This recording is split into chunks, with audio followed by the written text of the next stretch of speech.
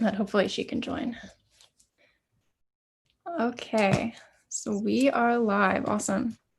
So hi, everyone. Hi to all of the graduates here, and hi to everyone watching on YouTube. Thank you so much for joining us. I am excited to hear what everyone here has to say. This discussion is a part of Prodeo Media and Performance's Post-Feature Performance Festival, which if you haven't checked it out yet, you definitely should. I think in the comment or the description of the YouTube live stream, the URL is there. And also if you go to our website, prodeomedia.com, you can get to it from there. Yeah, we started this virtual festival on June 1st. And we are presenting, I think it's 28 different artists. So it's very exciting. All virtual, of course, and there are 4 different themes. There's structures, forms, empathy, digital identities, and post features. That each of those 4 themes house different works, and it's art of all mediums, which is very cool. You know, that's the beauty of having this thing online, is there are many different ways to present work, which is exciting to see. And so this discussion is a part of our post features theme, where we will be talking about the future of dance with these wonderful 2020 graduates. So I'm going to start where we can all introduce ourselves. I'll have you state your name. Your name, where you went to school, if you studied anything in addition to dance. We're all dance graduates, but if you studied anything in addition to that. Also, where you're living now and where you want to be in the future. So I'll call names just because I know that everyone, it's a different layout for everyone, so people aren't cutting each other off. So let's start with Lindsay. Okay, hello, and thank you for having me. I'm Lindsay Jennings. I just graduated in May virtually from the University of Illinois, Urbana-Champaign. I grew up here in Illinois, so I'm in my hometown right now, which is a really small town in Western Illinois, a bunch of cornfields and tractors. But I'm here and hoping to move to New York in October. Did I cover everything? Yeah, got it. Okay, thank you. Thank you, Lindsay. Olivia. Hi, thank you for hosting this, Madeline. I just graduated from Montclair State with you and Jalen, and I'm in Connecticut right now. I'll be moving to the city in hopefully September, but I'd love to travel other places, and I have my BFA in dance and a minor in public and professional writing. Claudia. Hi, thanks for having me. My name's Claudia Soga, and I just graduated from Rutgers University with my BFA in dance. I'm currently in the 5-year program, so I'm the Graduate School of Education getting my master's in dance ed. So come fall, I'll be back in school. But yep, love school. Good luck with that. Gabriel. Yes, like everyone, thanks for having me. So I am currently in Greensboro, North Carolina. I just graduated from the University of North Carolina, Greensboro, with also a lovely other person, Cassie. And yeah, I got my BFA in dance, and actually I hope to sometime next year, late next year, to be relocating to Dallas. So yes. Cassie. Okay, hi, I'm Cassie or Cassandra. I graduated from University of North Carolina, Greensboro with Gabe.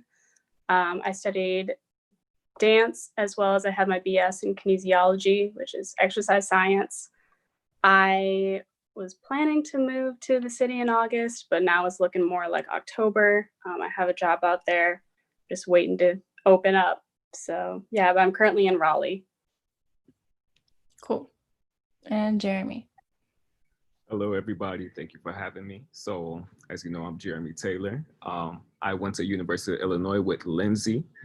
And yes, for now, I only have a BFA in dance, but I also am pursuing education inside with special needs such as ASL, and also hopefully to get my foreign language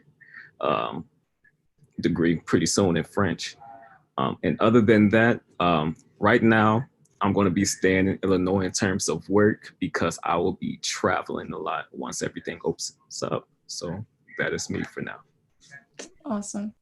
And I'm Madeline. I'm Proteos Communications Associate, which is why I'm the one facilitating this.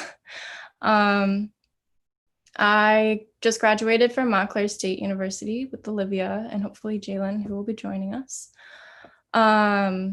I studied journalism in addition to dance. I am currently back at home in Maryland because that's where I'm stuck for now. And I'm also hoping to move to New York, just kind of, as soon as get a job and it's safe and all that. So yeah, I think we're all just kind of stuck in a bit of limbo right now. And that's, it's the joy of graduating into this like weird time and weird economy. It's crazy. Yeah. So let's get into some questions and discussion on the future that is very uncertain. So to begin, I definitely want to talk about this shared background that we have in studying dance in a university and address the Black Lives Matter movement and, how those two come together and coincide. So as a recent graduate in college dance, in what ways do you desire change in the teaching of dance in higher education? Because I feel like this is an important thing to discuss right out of college because it's very easy to get stuck in whatever the institution does and not really think about it when you're inside of it. And then as soon as you step out and you have all that knowledge and you see everything else in the world, you realize things that could be changed and maybe that should stay the same as well. So I want, pick people now, just kind of speak up whenever you have a thought. So in what ways do you desire change in the teaching of dance in higher education? One way I would say that I feel like we can facilitate change is to, one, just continue to incorporate the more ideals and more forms outside of our ballet and contemporaries in most programs. Everything else is an elective. So, just kind of innately puts a hierarchy on these Western forms and so forth. And actually, just as a mover myself, I really study in hip hop and street dances.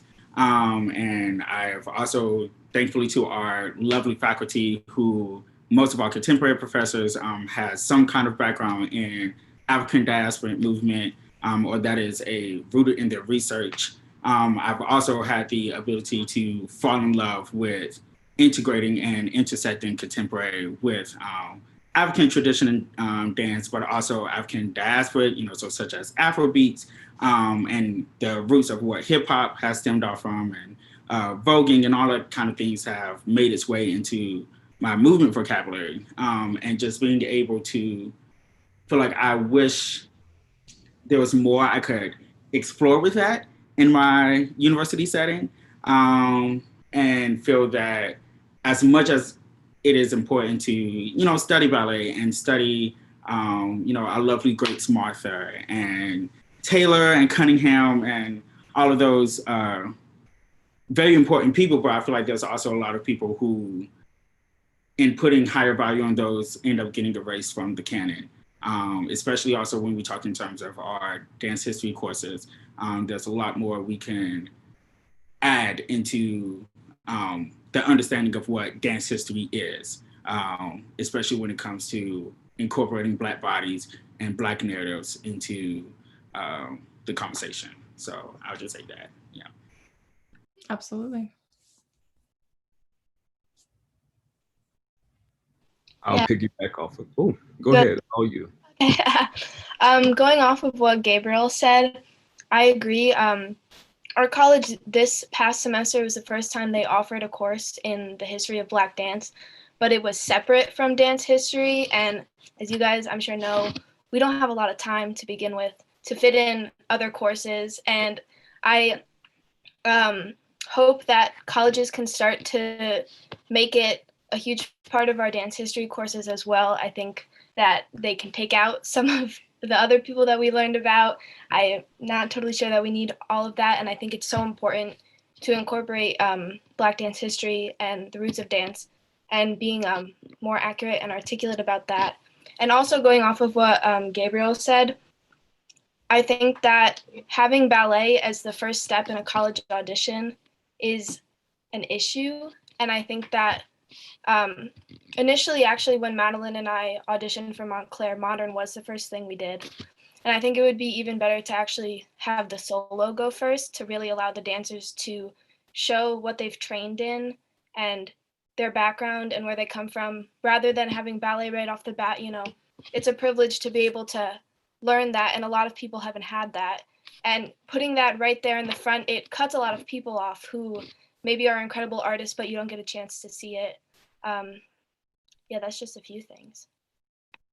Yeah, absolutely. Yeah, it's so important to go back to even just the beginning when you aren't even a part of the program yet and you're just auditioning. And then that, you know, that gives the dancer an impression of what kind of program it is. Yeah, and so important to think through everything.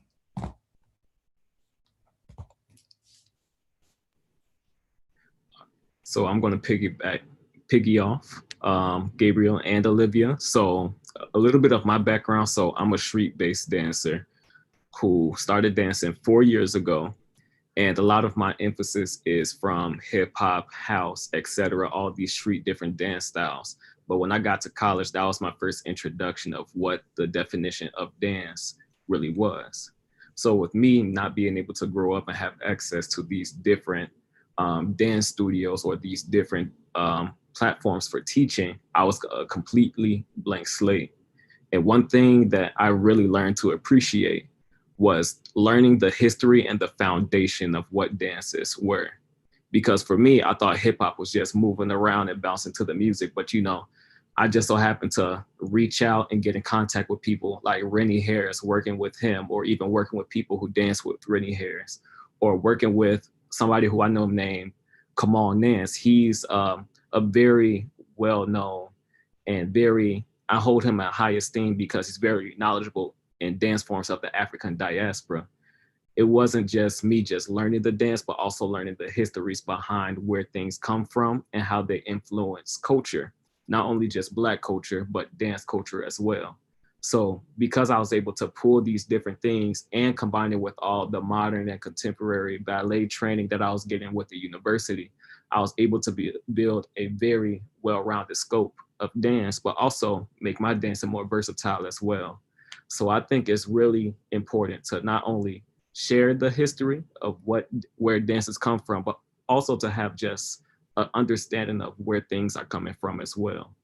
So yeah, that's all I want to say.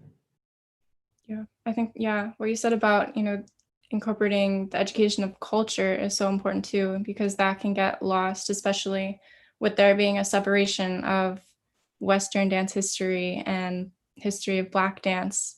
And then you don't see the influence on each other and the influence that Black dance had on everything else. Yeah, it's very important.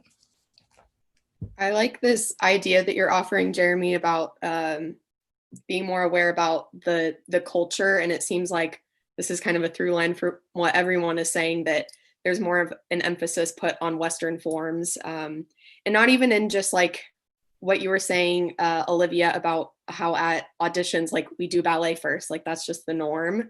And so not even in like the classes that we're taking, but like I think even deeper, I reflect back on like our dance history courses that we took, which of course I can only speak to what I took and my experience in that. But it feels as though there's like this precedence when we think or talk about dance history in the US that ballet is the first timeline and the first names that we learn, and that practice is the first that we talk about. And it's kind of presented as like the foundational or like the shared identity of all American dancers. And then when we learn about all of these things from the diaspora, they're offered as like this other or additional or et cetera, et cetera. And those are given context to a culture and to a group of people. But when we learn about ballet, it's just offered as like the basis or like the norm. And so I've been thinking about like, I wonder if when we're learning about these things that they're also contextualized in the same way that we're contextualizing in cultures like these diasporic forms, if we're still contextualizing ballet as a Eurocentric form that came from the king's courts in Europe and blah, blah, blah, then we get a more holistic understanding of dance history in the US that are like an amalgamation of all of these cultural practices, and also decentralizing like the whiteness as the foundation and like shared experience of everyone, because that's not the experience of everyone. Right.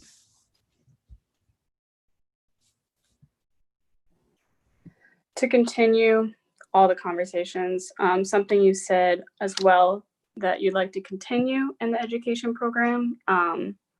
Personally, I studied under Clarice Young a bit in my program the last 2 years, but she was on Evidence Dance Company, and she started a class at UNCG where she integrates readings, writings, like communication about the history of the dance we're doing, which she has more of a Afro-contemporary style, I would say. So we would have conversations before we started class, which really fed into why are we doing what we're doing? Like, what is it that we're doing? Where did it stem from? So personally, that's something that I would love to see continue, because it definitely brought more of awareness for me personally, because it also paired with my dance history classes I was taking. So knowing where dance is coming from is kind of lost a lot. And that's something I took initiative in my own teaching. I teach at a studio, and I thought it was so important. And so I had conversations with my students, like, where does Horton technique come from? How did jazz start? And a lot of them said Bob Fosse. And I was like, not quite, it has a much deeper rooted history than that. And so I think something that also could change is teaching, like the dance education programs, integrating, these different ideas of how to teach to a multicultural classroom. It's a lot of European styles that are taught through a K through 12 education. And one of my friends, I've had a lot of conversations with, because she's a new teacher, and she was like, well, I never took African class. I never took, a lot of these alternative, I don't have a background in hip hop, but I want to have these kids have an availability to that. So how to integrate that into a classroom, I think, is really important. And also, I think it's interesting, the conversation that's coming up a lot from the movement and just people graduating and looking back at the programs is the influence of ballet as like this higher pedestal technique, which I've always been against because I'm not a ballet body. I don't fit that stereotype at all. And it's hard because people look at me and they're like, oh, like you're a soccer player because I have muscular thighs. And I'm like, no, I'm actually a dancer. And they're like, I don't see it.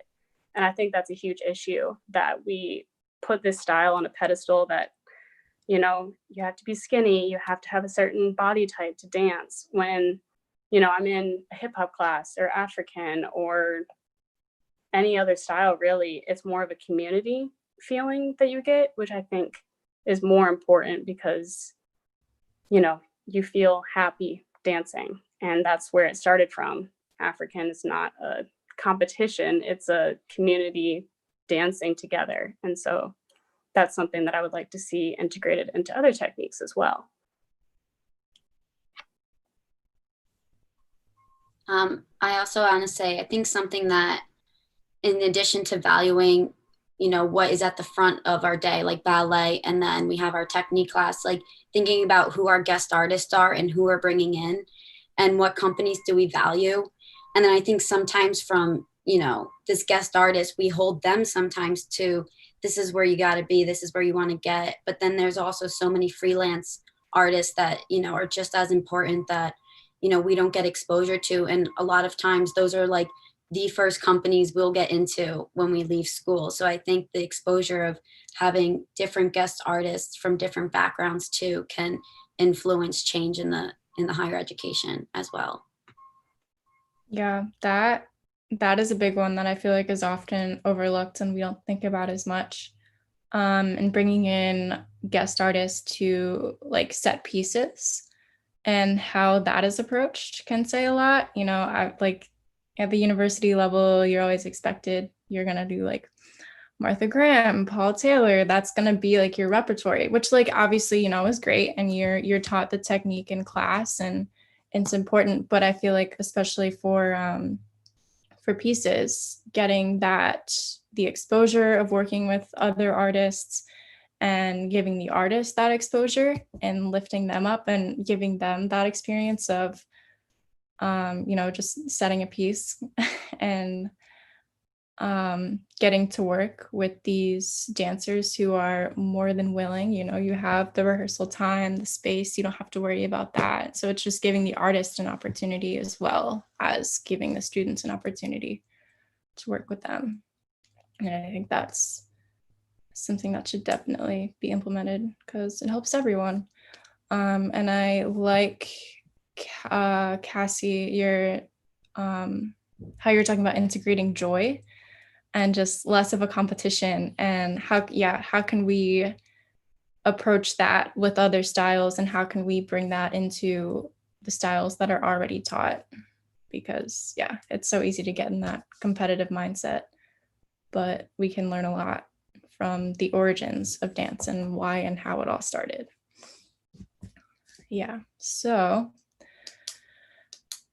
going off of that question, we kind of answered this a little bit, but maybe you have more thoughts. So say that these changes that you were discussing, those organizational things, the structural things, everything had been implemented in your university 4 years ago, or whenever you were a freshman. Everyone has their own path. How do you think this would have had an effect on you, going through college and now that you're graduated? And what would this do? Say, we all had that experience, so all of us are now graduating with that inside of us. How do you think that would impact the dance world, 5, 10, 15 years from now? I'll jump on that question.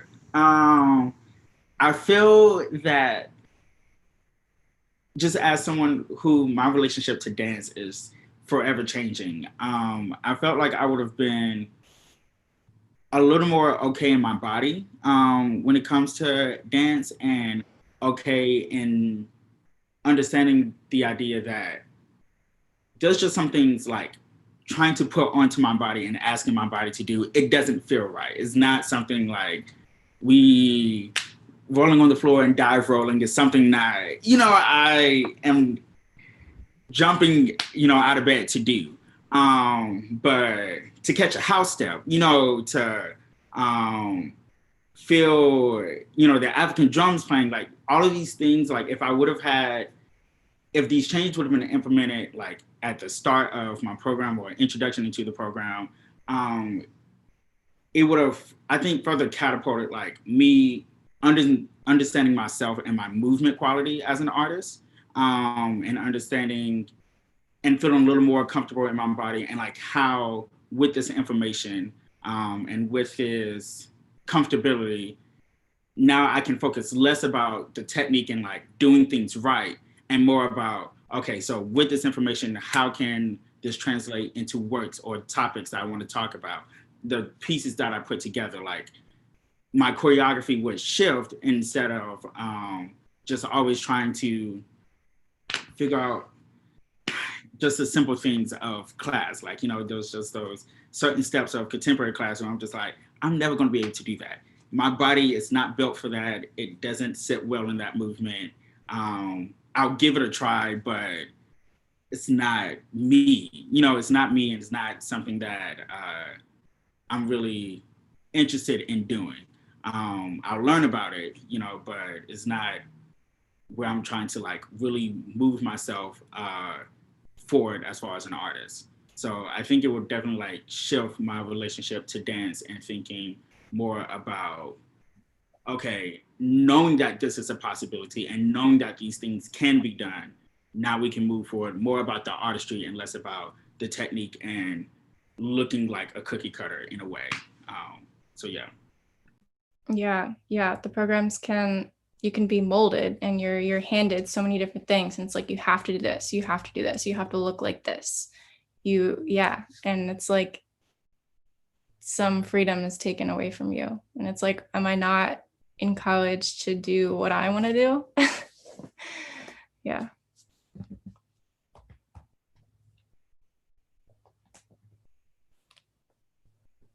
Anyone else? Alrighty, I'll say something. So for this one, I really feel that there will be so many. There will be way more creative approaches to how we think dance holds, because I'm just gonna use myself as an example. So I had no idea that modern and contemporary were, such a big topic. But when I started learning about the dance styles, I really started to really see that there was so much growth in those areas for myself. And then as I continued to look at these, I started to compare myself to other people and think, well, for those who aren't versed in street style dances, they have just as much potential to grow in these areas as I do in all these other forms. So with that mindset, I'm sorry if it doesn't make sense. This is just how I'm processing everything. But I feel like our individual roots in towards dance would be very unique, but also very like a substantially influential. I'm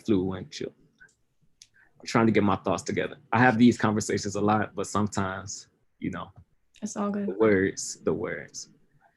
So pretty much what I'm just trying to say is, I think that there will be a very huge agency that the students will take on when it comes to dance itself.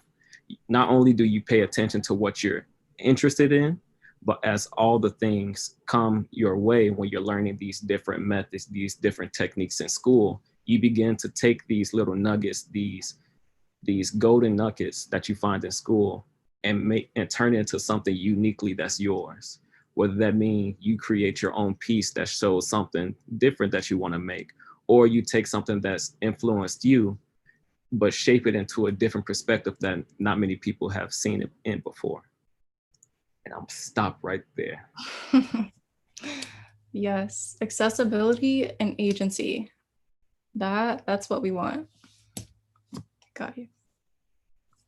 I agree with that. I feel a little bit like fresh out of the machine, if that makes sense. Like, I almost feel like with this time to reflect too, like so much time to just like think and move, I almost feel like I'm trying to reverse the sort of like stifled kind of nature I feel from coming out of college.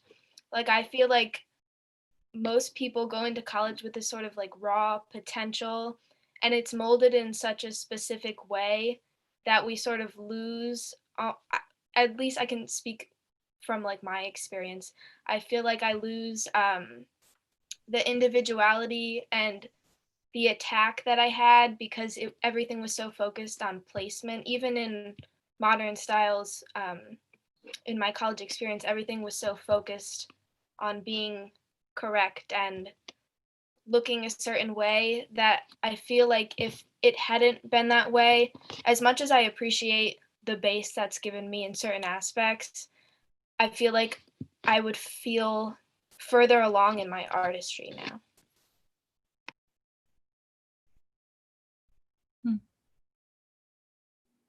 Yeah, piggybacking off of that, something that was said, I can't remember from who at this point, was the, required classes, and then there's electives. And I've reflected a lot on, why are certain classes required for a degree at some universities, and some classes are not required at other universities, but we have the same degree.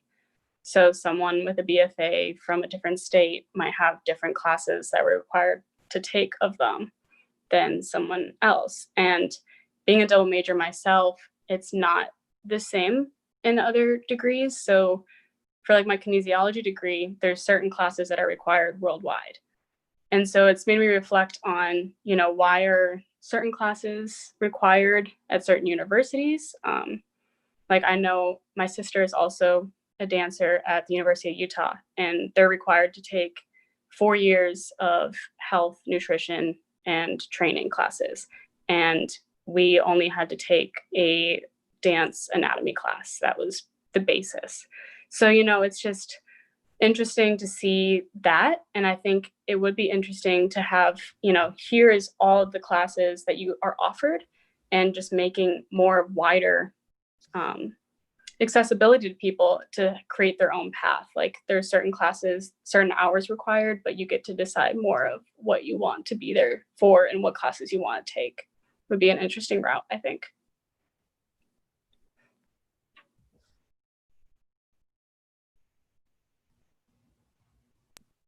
So I'm not piggybacking off of that. I've been sitting with another thing.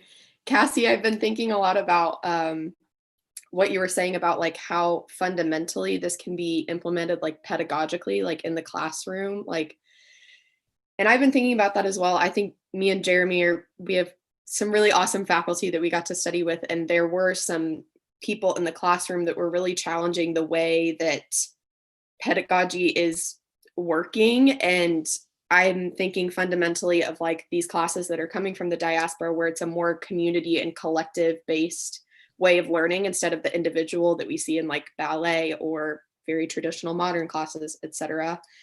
And so I'm thinking if these more fundamentals are implemented, if this was implemented when I first started school and I were to graduate with more of this like this ability to think collectively instead of individually, I think imaginatively myself today, I think I would be a more successful collaborator.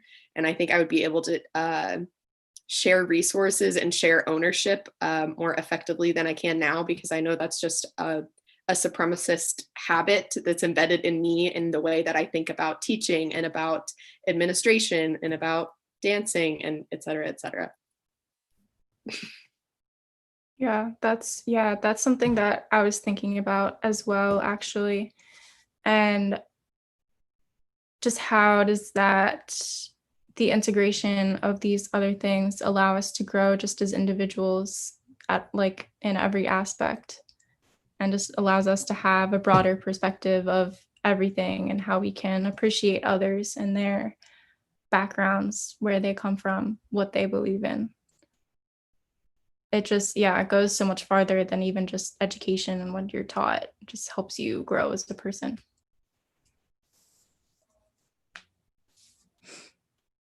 Any other thoughts?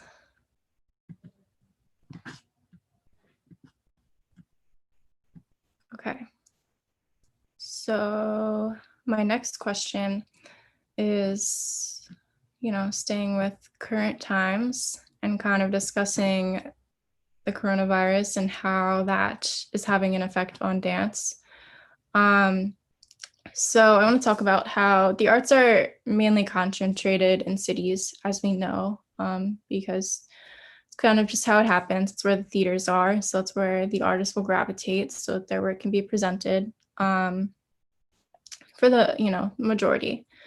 But with the rise of virtual spaces and the awareness of possibilities in like remote areas and people, just making art wherever they are instead of going to a specific place. So how or do you see the geographical concentrations of dance changing? And what do you think that potential is, or what do you think the possibilities are of that, and how that could just change dance as a whole? Yeah, I was thinking about this a lot, especially, I don't know how everyone's school finished with, I don't know. I know we did some Zoom classes. I think it's different for every university, but I think about I'm a student teacher at a school, and the school I teach at, they don't have resources. They don't have computers, all the students. They don't all have Wi-Fi. So thinking about those students who don't get to move forward in that way. And then I think about I teach this little girl on the computer 3 days a week, and she doesn't like dancing in the studio, but she feels comfortable dancing one-on-one on the computer with me. So I think a lot about how, you know, this is a safe space for some people, while others it's not a safe space. And also have just been connecting with other people around the world. I took like a couple workshop classes and everyone's like, hey from Israel, hey from Italy. So it also is broadening our connections in that way. But I see positive coming out of virtual dance and virtual learning. And I also see the negative repercussions of it for people who don't have the resources. So yeah.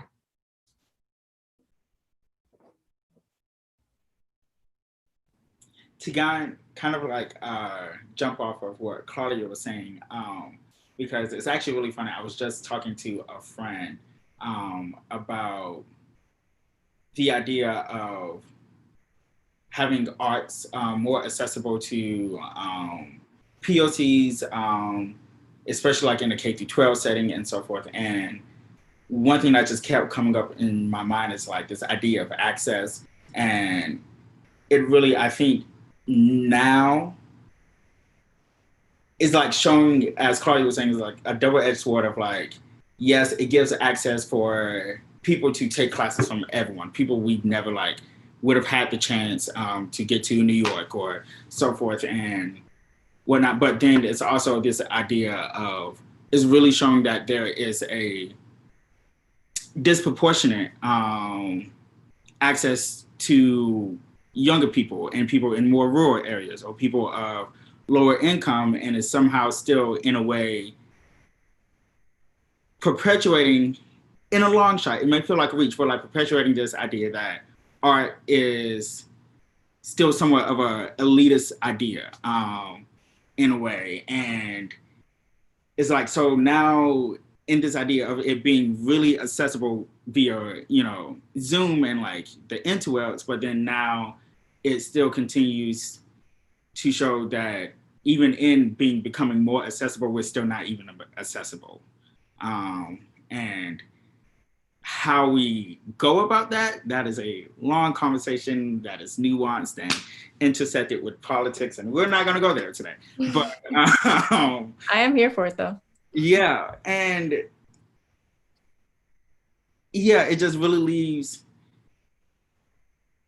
people who could be gaining so much information and really opening their eyes to the arts, especially in our younger demographic, you know, like for those in that K-12 settings who they're coming from schools that arts is the last thing that the school board is worrying about. You know, they're more concerned about literally having a decent textbook to read out of. They don't care about plucking a single note or doing a plie or a tendre. It's just really like, what's what I'm looking for? Fast forwarding and expediting that we need to shift the conversation around the arts and how we just truly have to make it accessible and create access to everyone. And distributing out of New York City. Not everyone can make it to New York, you know, and also not everyone wants to be in New York. You know, there's like really making sure that art can be everywhere, because it can be everywhere. It can thrive everywhere. Outside of our major hubs, LA, New York, Atlanta, Chicago, you know, and like really create new spaces for people in North Carolina, in Texas, in Georgia. It's just because I've been to all these places and I know like how disproportionate they are, especially when it comes to POCs as well on top of that. So I'll jump off of that because there's a train we can get on and I don't want to think it for forever, but yeah. But Gabriel, that also like makes me wonder like how possibilities can be opened up for performance as well, and like how that access can be given for performance. I remember thinking this when I first like went to college and started learning about like the culture of like dance performance and how it's presented and blah blah blah, and there's this real like elitism around it, like what you were saying, where like you have to be living in that city, you have to have the money to buy the ticket, and you have to be able to get a spot in that theater. And I'm like, well, what about these college students that are wanting to see that same performance? Like, and if we're still watching performances via Zoom, like, can I still pay a ticket and watch it? Like, clearly I won't be getting the same experience that I would if I was sitting in the theater, but like, I should know that if I'm signing up for an online performance. But that does make me wonder, like, how this elitist idea can be like kind of shattered with these new like virtual opportunities that we have. Because like, I mean, just even the amount of people who have made access. Let's take a big name for instance, Alvin Ailey. And like, there were several things on the repertoire I wanted to see that I knew I was not going to be able to afford to see or get a chance to, just due to schedule and whatnot. One of them being Jeremy brought him up earlier, Rennie Harris and Lazarus. I've been dying to put my eyes on that piece, because it was also a way for me as a person who lives in who is attempting to bring together contemporary dance and house and hip hop and all these other street styles, you know, and like, what does it look like on a concert stage? And for Rennie Harris to literally put it on a prestigious company as Alvin Ailey, and they out there dancing, I don't know what words we could say, but dancing their behind off, because I was going to use another word. You know, with their sneakers on and doing house steps, and it just brought my heart so much joy to see that. And again, only because people had to get stuck in the house was I now able to see that piece. Like, and that's all I'm gonna say on that. Lindsay, what you said about now, what you said made me think of like, it's literally like a math equation of like taking two negatives and making it a positive, like the negative of the inaccessibility of, you know, Zoom classes in the virtual space right now, and then the inaccessibility of dance and theaters and the inaccessibility of accessing those. So how can we bring those two together to make dance more accessible? And then that also seems like maybe a solution to allocating more funds for like these theaters that I'm not able to physically get to right now. But if they're doing a performance in New York that I still want to see and I pay for the ticket, but I'm still sitting in my living room in Illinois, then that's a positive for both of us. Right. Win-win.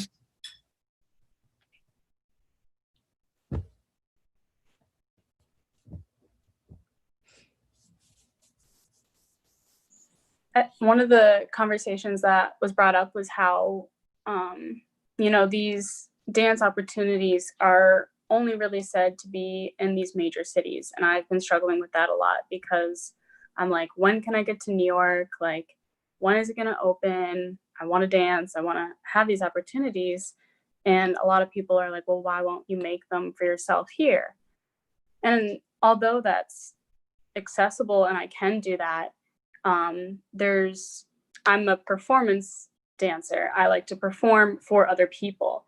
So right now it's hard because like, yeah, I could, you know, do stuff on my own, but I love collaborating. That's what I like to do.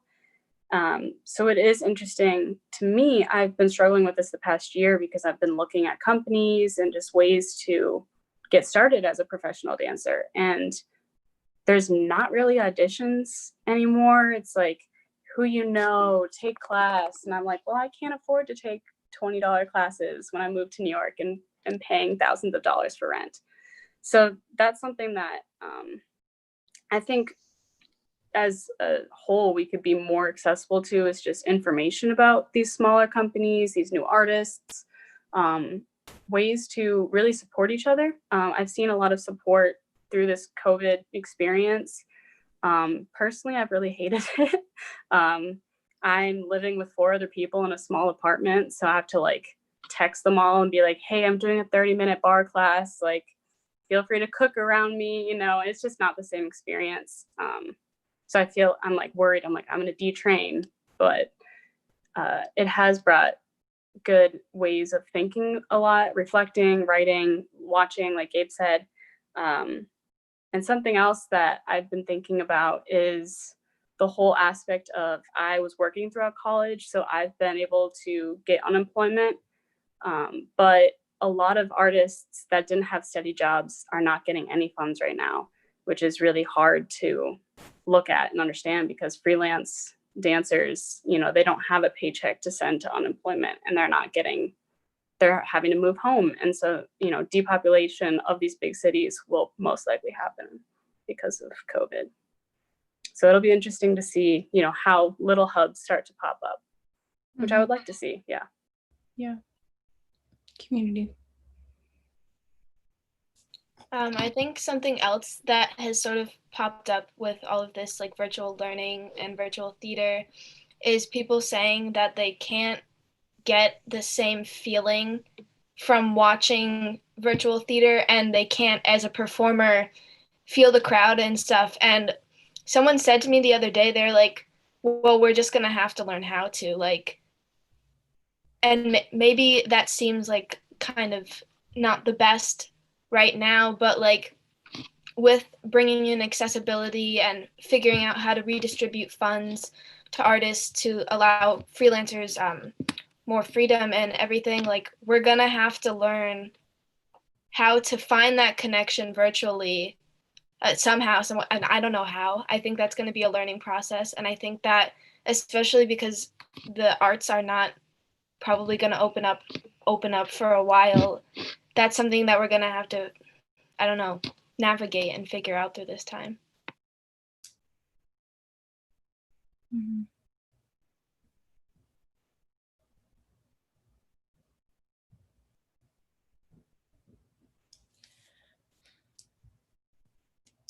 Yeah, I feel like, I don't know, I feel like anyone probably feels this way about their specific generation, but like I definitely have confidence in our generation, and I feel like going through this, like we will come out stronger. And just having all this time to reflect, I feel like, it's tough mentally, but I think people are using it to their advantage, and we will see some good things in the future when we can. So next question, moving on. Back to, the kind of Black Lives Matter movement. There's a lot of anti-capitalism discourse in regards to the movement, which is very important to think about, spend time on, take action on. There's obviously a lot going on social media, and with the anti-capitalism kind of discourse, a lot of sharing of Black-owned small businesses and a push to support local, which has always been the case, but it's taken something like this for people's eyes to kind of open up a little bit. So kind of bringing that mindset and that approach into the dance world, how do you see the continuation of large repertory companies, kind of being the rulers and having this kind of hierarchy, or do you see a shift in that with, up and coming artists, gaining traction, gaining voice? And so in addition to that, how do you think we can uplift the voices of these artists, of, minorities and up and coming artists? I think we kind of touched on this a little bit with, community and how we can move forward. But what do you think that kind of looks like in the future? I think that one thing that needs to change is that we as a community need to value the freelancer. And I don't feel like that's something that exists right now. These weren't even my words. I read it on Yin Yu's page the other day, and she was sort of like venting out of frustration that she, as a freelance artist, is not seen as a professional by dancers and by society in general. Like, they don't see her and her work as the work of a professional because she's not associated with a company. She is producing her own work. And I think that that's something that needs to shift, and like dancers as a whole need to not even be more accepting, be more uplifting of the freelance artists. And I think in regards to large companies and large repertory companies, if they're going to move out of this and past this, they need to stop filling spots, because what I see from major companies is they're looking to fit this specific person, maybe even from the original company. They're just looking to continue to fill in that spot, and when that person leaves, they want to fill it again. And oftentimes I think that is rooted in whiteness and the white body as well. And if they're going to grow and continue and support this movement as they say that they do, they need to stop doing that. But yeah, I think that we need to focus on the freelancer now. Like, we need to shift our gaze sort of to that. Yeah, just going off what you said, Olivia, I also think it's up to us. It's up to everyone to go see their work. And I think a lot of times, like, we're getting excited. We're like, oh, I want to go, to the Joyce to see, this amazing artist and stuff. And we forget about, like, maybe around the corner in an apartment studio, there's work also going on.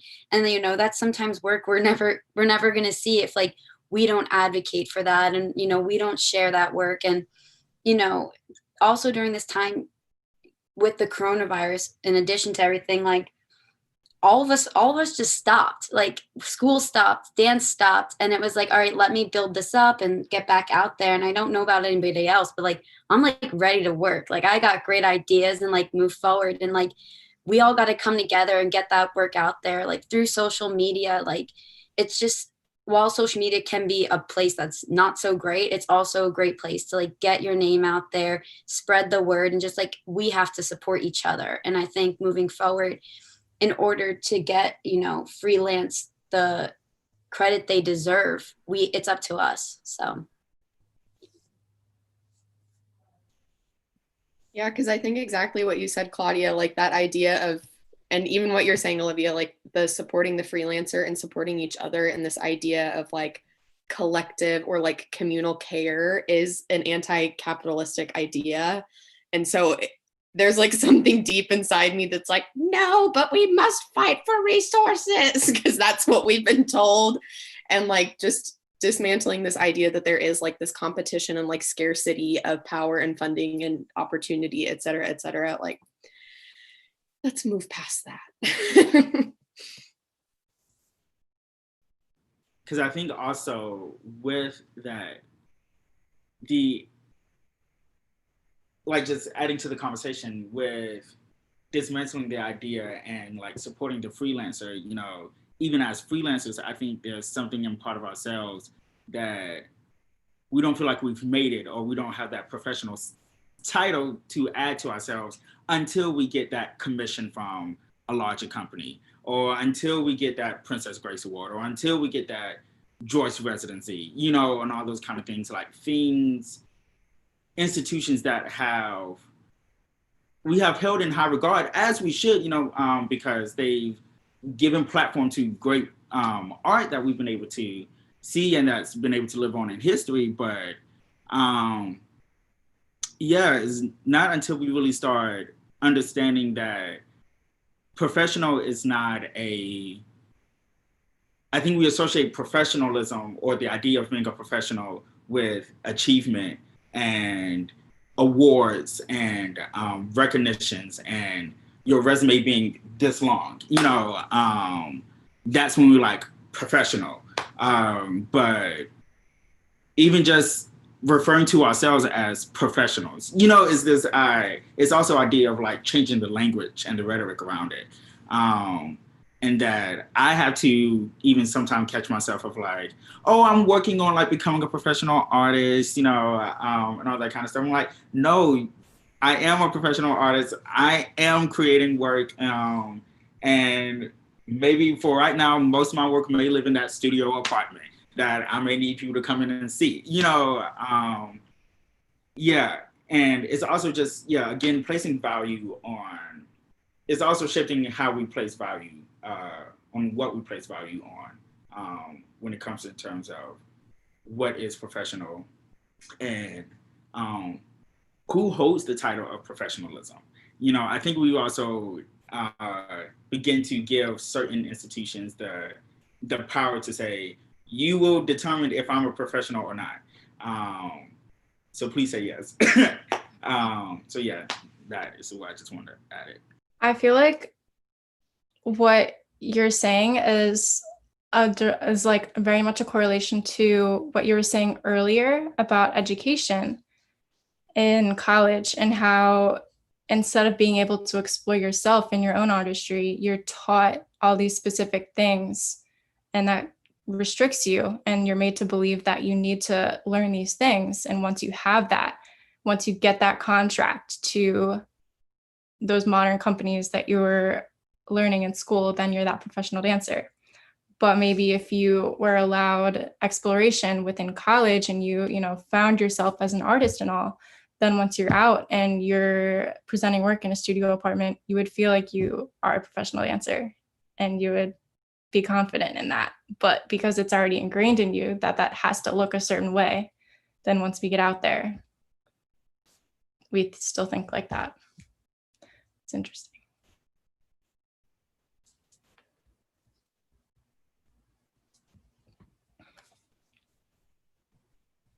Yes, like, sorry, I was thinking about it, but yeah, it's just really, I don't know, it's an anti-capitalist conversation, but also just what I've just been thinking about is, again, access, and what Jeremy talked about early in the conversation, like agency. Like, I think for artists for us to consider ourselves artists, we always talk about this great sense of agency that we have over our lives, of our art, and the things that we can and should do. But then in a way, just in the greater scheme of art, or high art, I should say, it's always this idea of like, our agency is not our own. We are willingly giving our agency to someone else, in the idea that they give us back our agency. Like this, I would give it to you in order for you to return it back to me at some point in time. Yeah.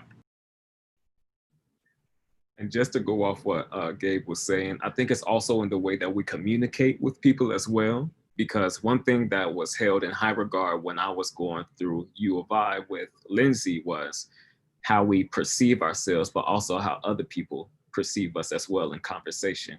Because when I first started dancing, I would just say, oh, I want to be a dancer. But someone who was mentoring me corrected me and told me, you're already a professional dancer. You just need to act like one. You need to present and say what you are. So it's all about how you not only culture and motivate and mold yourself, but also how you mold your mindset as well. Because then you can start educating people to tell them, you're a professional dancer if you want to be. The only time you won't be a professional dancer is if you give up on it. So that's something that's been a huge asset to my life as a professional. Because a lot of people ask me, oh, what do you do for a living? I tell people, oh, I'm a professional dancer. They say, oh, did you go to college for it? This was even before I started really understanding that I wanted to dance in college. I told people, yes, I'm a professional dancer because this is what I'm devoting my life to do. I may not have any accolades such as person A and person B, but I do have some things that I've done in my career thus far that I've been very proud of thus far. So that's all I have to say. Mm-hmm.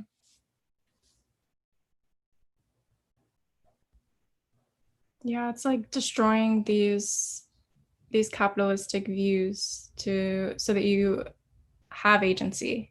You do have the ability to have it within yourself, but it's like how the world sees you.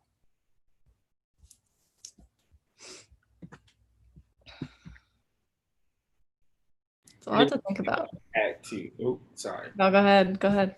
No, like one thing, and then it's just also going back to the conversation of like uplifting and empowering the freelancer, yes, in a wave of like anti-capitalism, but also, until we're not out here being charged $800 for rent, like there has to be ways that these freelancers can also make funds, because until things truly shift as far as our economy and how we view art, you know, someone in a higher up in a room that we know nothing about, they're like, we still want to make our money back, you know, or we still want to make money.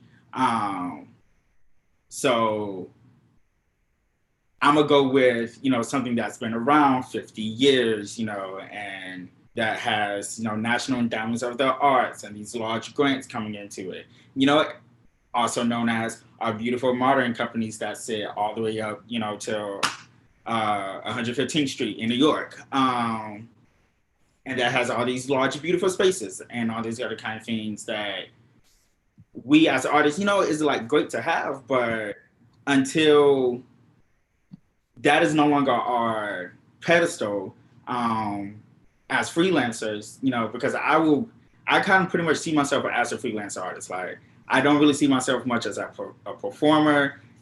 I'll hop on a stage every now and then, but I ain't really trying to rush to get on anybody's stage.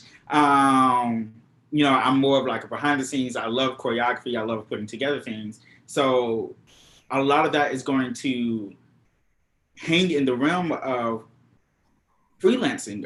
It's just going to hang in the realm of like bringing together and trying to allocate resources and find resources. So therefore we can put this thing together and put it out there to the people. But then also at the end of the day, that we can still go home and flip a switch and lights will come on and there will be food in the fridge and all that kind of stuff.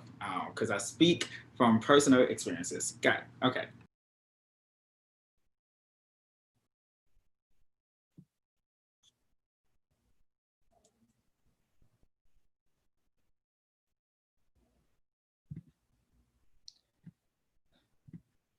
Yeah, it's very much like, how do we disrupt the structure that exists? Because we know where the money is. How do we move it? But it's so ingrained in the endowments, the funds, the, you know, the board directors of companies or presenter, like where dance happens. So it's just, how do we dismantle that? But I think we all want to. So it's not even like a question of that.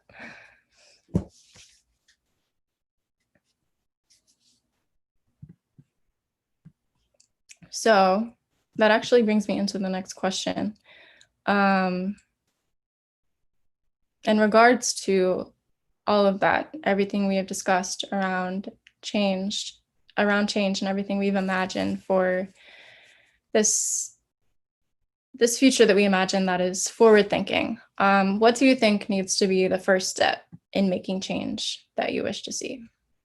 Because, you know, it's so easy to think about everything that we want, and then we get lost in all of that. And I feel like finally, with everything that's happening, we're actually seeing action, maybe not all of the action that we want to be seeing, but it's very important to put an emphasis on actual action steps. So what do you think? One thing, or maybe you have like two or three. Yep, so I'm actually going to jump off what you just said. I think one of the main things will be not being afraid to know that you can make change yourself. There's a lot of people today, especially older or younger than us or even our age. A lot of people want to make change, but not that many people feel confident enough to step out into the field or to just, you know, have this conversation about what they want to do. It's easy to think things, but it's a little harder to actually make it happen.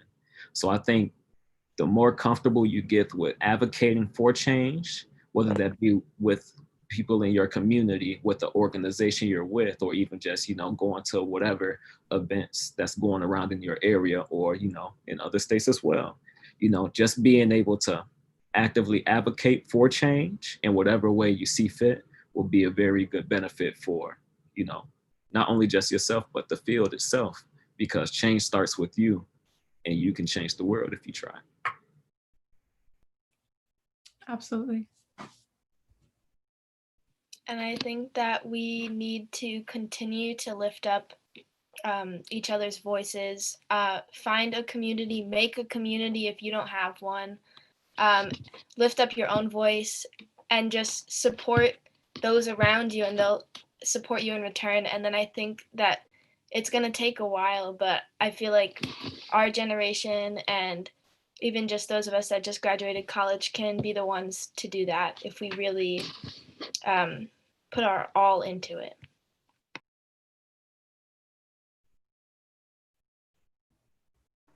I think with everything going on around the world, that's a huge question is like, you know, how can you individually make a change?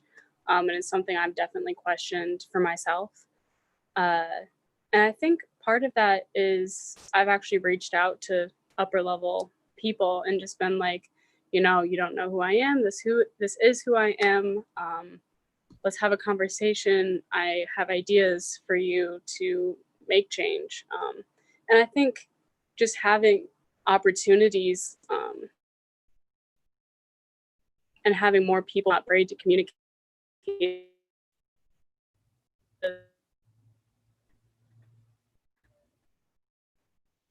about them.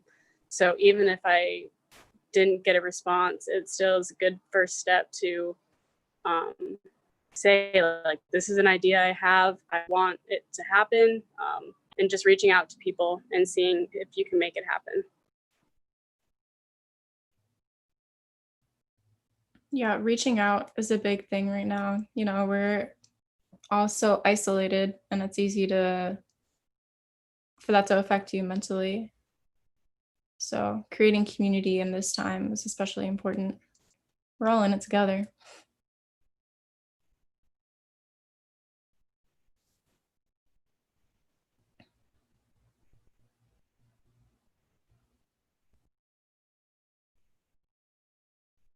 Any other thoughts?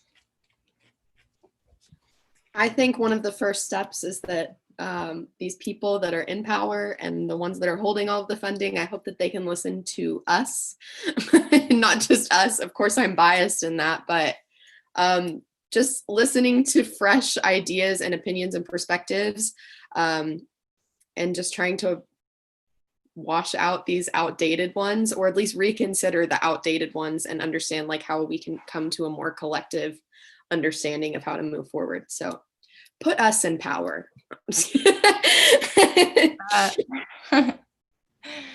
No, yes, I really think it's that, like, even though Lindsay may be like very much joking, but I really think it's this idea of like changing the hands of power any way that we can, to people who are more willing and more apt to actually allow for younger voices, fresher voices to just be a part of the conversation. And as Cassie was saying, you know, just reaching out and just establishing conversation, I think is some of the biggest things we can do right now, because yes, as states begin to open back up, as fast as they open back up, they're actually starting to close again. So, you know, people are still in a way at home. And like right now is some of the best time we can to establish conversation while people are at home and not really having much of a distraction or their busy schedule and 500 meetings to get into, to be like, oh, I didn't get your email, I'm sorry. So yeah.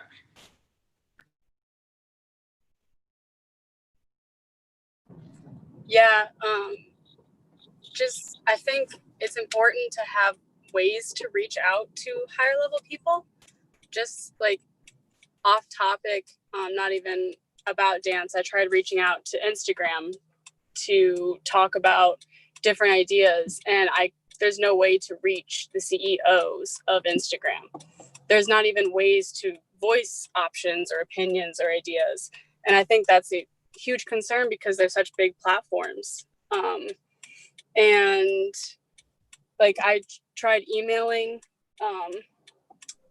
Mark Zuckerman, who owns Instagram now, and his email is no longer available. Just having ways, for people to speak out, I think is important. Obviously, I don't know how to do that, but I thought it was really interesting that on these social media platforms that have such huge influence, especially now with everything going online, that the people that are posting things and having, you know, giving these people all this money, they don't even have a voice to say what they want to see on them.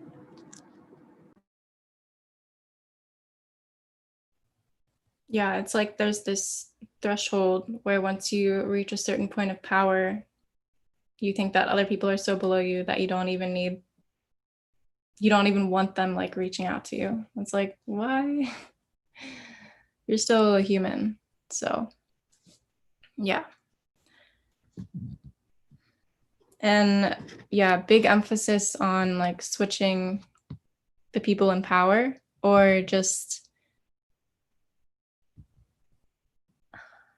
there's not a way to change people, but we can try. And I think that's being brought up now as well. Because I feel like a lot in arts organizations, they have excuses sometimes of like, oh, I didn't know this, so I had never, or like places who present people. They'll make excuses for like why they didn't present as like many like BIPOC artists in their programming. And they're like, oh, well, I didn't know where to find it.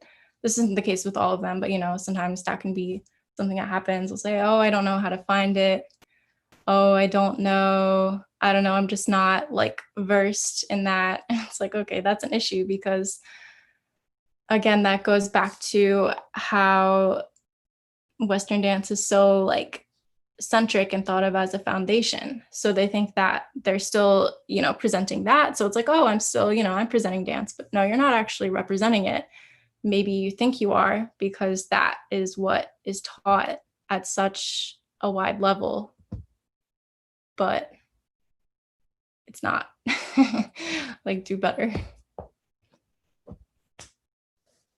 It does make me excited though to see like these conversations happening. And then I've also been following along with the dance union has been holding their town halls, and it seems like a lot of these conversations are happening, and it seems like artists and people doing advocacy work and activism work are all like kind of just melding into one giant pot. So it does make me excited that we're all excited about change and working towards a better future. So hopefully.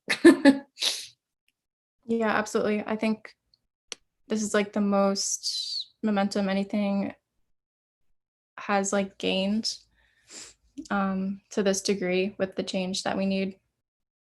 It's the first time we've experienced it as a generation, at least, which is very cool to see. And despite what this is even just going to like moving off of dance and just, you know, the coverage of the protests that are happening. The media isn't obviously covering the protests as much anymore, but they're still happening. We are still out there, and it's still happening no matter what is actually covered and what other people might think is happening.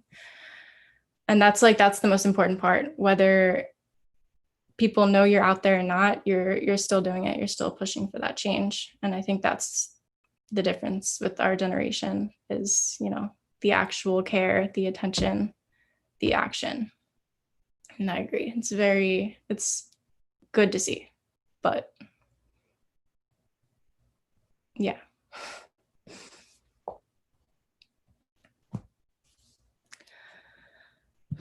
Well, that was my last question. Does anyone have any last thoughts? Any last words? I just want to give you space to speak if you desire. Yeah, I think that just really using each other as resources is so important too, because I found like over this past couple weeks and months, some of the best resources and conversations I had are amongst my peers. And I think it's important moving forward, looking at it in that mindset, because we are the people who are going to make the change, and just to stay connected with the groups, even staying connected with your graduating class, you know, and reflecting on those past 4 years and maybe having a conversation. And, you know, having conversation nowadays are just so important, you know, to speak and to learn and to listen. And I think that resources are of each other's and are just so Mhm.